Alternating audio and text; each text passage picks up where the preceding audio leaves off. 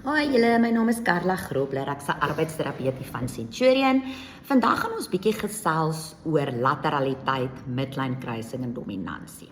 So dominansie ontwikkel so tussen 2 tot 4 jaar oud wat 'n kind moet besluit of hy links of regs is. Moet nooit 'n kind forceer nie. Teen 5 en 'n half moet 'n kind 'n dominante hand gekies het, want dan begin ons lettertjies en nommertjies vorm, so dis belangrik dat die kind gekies het. Ons mag nie vir hulle kies nie. As jy so teen 4 en 'n half nog onseker is, want jou kind ruil hulle hande gereeld, is dit belangrik om altyd, wat ook al jy vir hulle gee, 'n vurk, 'n tandeborsel, 'n kruit, dit vir hulle in hulle midlyn aan te gee. Midlyn.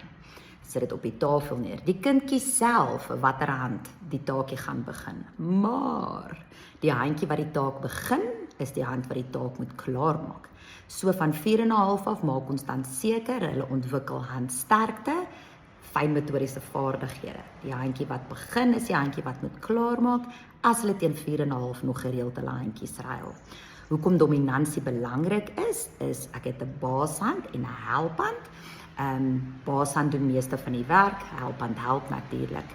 Lateraliteit, dominansie belangrik want ek het fyn vaardighede nodig vir die handjie wat meeste van die werk doen.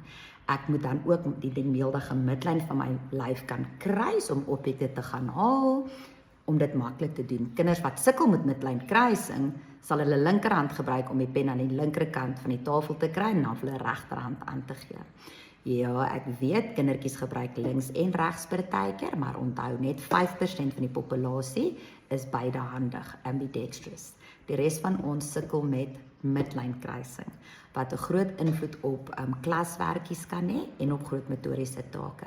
As jy bekommerd is oor jou kind se dominansie, lateraliteit of midline kruising, kontak my by 084-581-0644. Ek is in Centurion. Of as jy 'n terapeut naby aan jou soek, kyk op die OTASA website, OTASA, om 'n arbeidsterapeut naby aan jou te kry.